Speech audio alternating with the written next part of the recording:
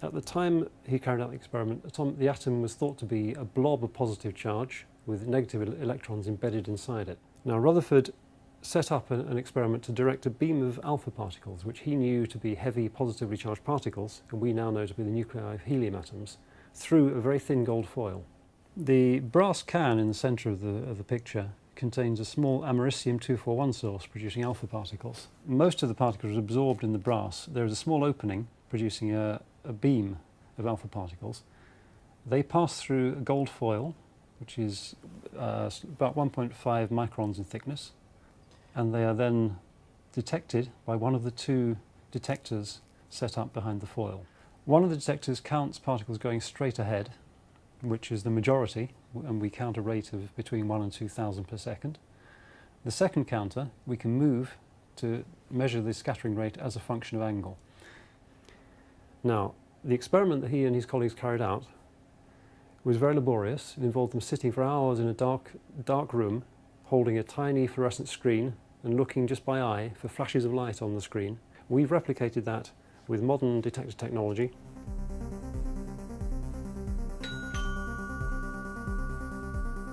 In its current position behind the foil, it will measure one count every few seconds.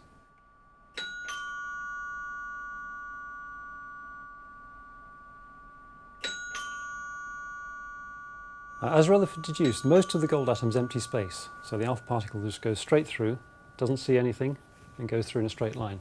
Occasionally, one of the particles will come close enough to the nucleus of the gold atom that it will be deflected by the electric field from the positive nucleus.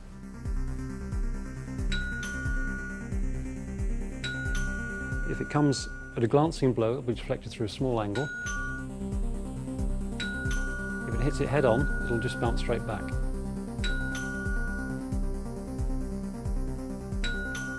And it's fascinating, I think, to them that this was telling us something very important that we didn't know about the very deep structure of matter. It showed that the atom had a heavy nucleus with mostly empty space with electrons distributed around it, which is exactly the picture we now have. It was also the start of particle physics. What Rutherford was doing, and what we're doing here, is taking a beam of particles, firing at a target, looking at the way the particles are scattered, and from that deducing what was going on inside the target.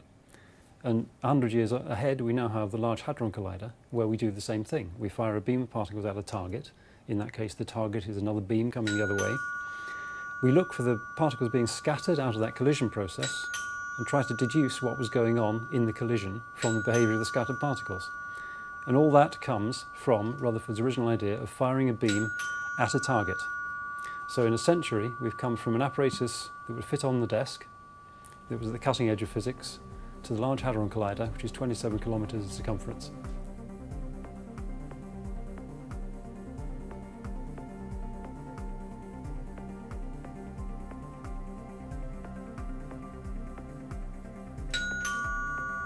What was happening was that the alpha particles were going through and missing the nucleus, because the nucleus is extremely small and the atom, by comparison, is very big. So it's almost all empty space.